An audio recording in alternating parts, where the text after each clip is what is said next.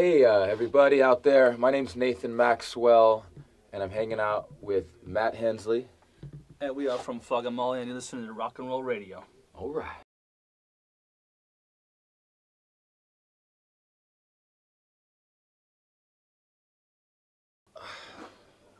Well, it depends on the person. I personally like to be drunk, so for me, I would say yes. But if someone who doesn't drink, they can enjoy the show anyways. You don't have to be drunk to like us. Yeah. You could be sober. Yeah. We played good enough to make that happen. Absolutely. Yeah. Professional operation. Different question. That's a different question completely. On stage, I prefer to be drunk, but I guess it's the same answer. Everybody, yeah, it's the same answer. There's people that come that are totally sober, and people that come that I think, for better or worse, like to get drunk at a Flogging Molly show. I'm not in favor or anti that. Just that sort of happens that way, right? Fair enough. Fair play.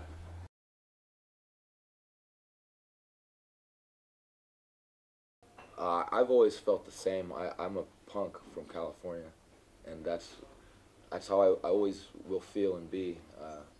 I don't listen to as much punk rock as I used to. That's just the truth. But I mean, I definitely have a solidarity with Ireland and the Irish people because of my best friend Dave King, you know, the leader of our band.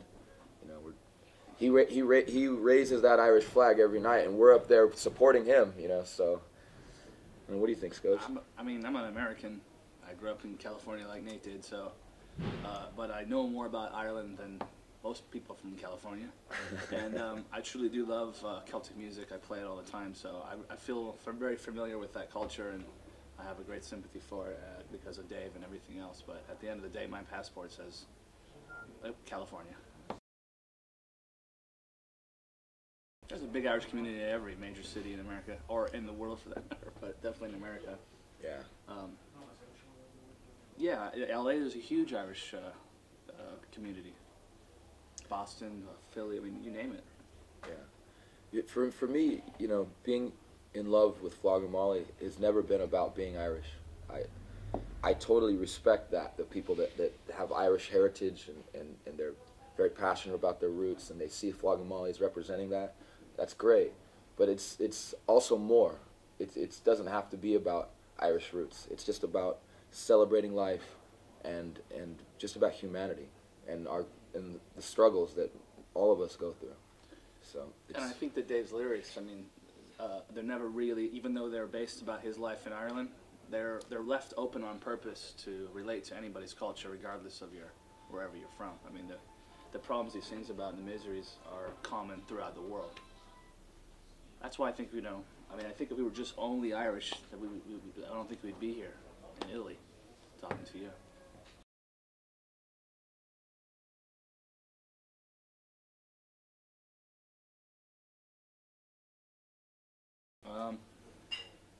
No, probably not. Not the way I'd like it to have been. Probably no, but I'm still proud of it.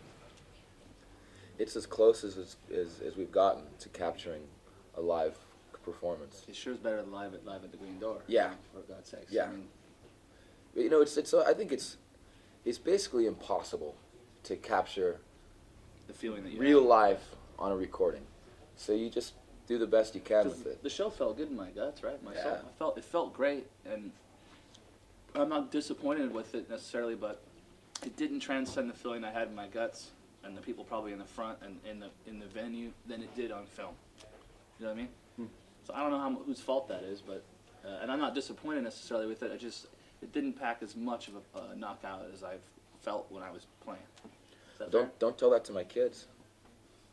They watch the show, they watch the DVD, and they just love it because they weren't there. So for them, it's the greatest thing. So I don't tell your kids. You know, it's hard. You know, you got to be not so hard on ourselves with our attempts here. You know, for people that couldn't be there, that could never see a live show, I think it's a great thing. Or for those that have seen live shows and want to bring, at least to the best of our ability, that to their home, well, there you go. Yes, absolutely. So there should be a new record released next year. Brand new, all new songs, new studio recording. That's the goal.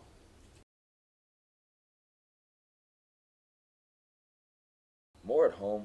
I think it's like, for us, touring is kind of like, it's its own monster, you know? When we're on the road, maybe we drink too much is one of the reasons why, you know, we're not as productive. But, you know, we just get so into the show and the celebration and hanging out with our friends and the fans that we don't really...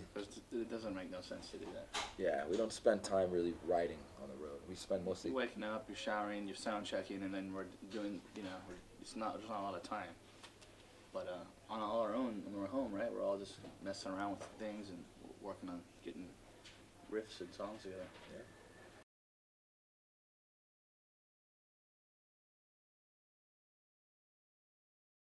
Both.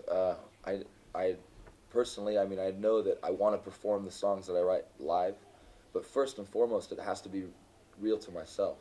If it's not that, then what's the point? You know what I mean? You gotta. It's like Johnny Cash says. You know, you have to write for yourself, and you can't worry about what's popular or what people are gonna think.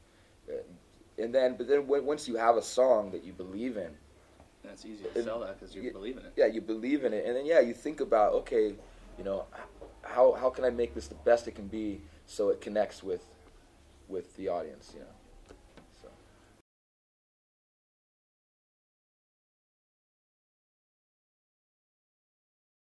Absolutely. Extremely lucky. To do what you love for a living is probably one of the greatest things. It's definitely hard work, but if we didn't feel lucky, I think we'd have our heads up our ass.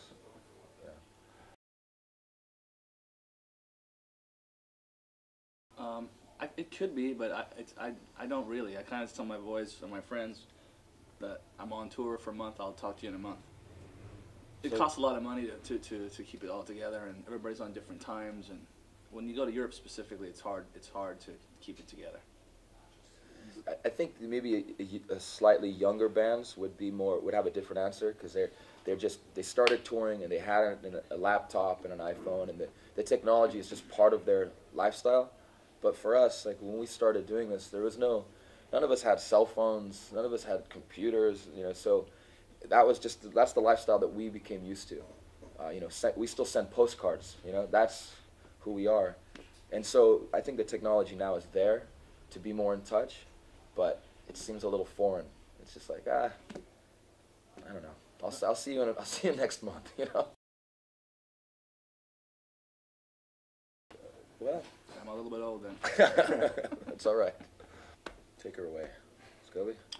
Hey, this is Matt and this is Matt. Hey, this is Nate and Matt, and you're listening to Rock and Roll Radio. Ciao.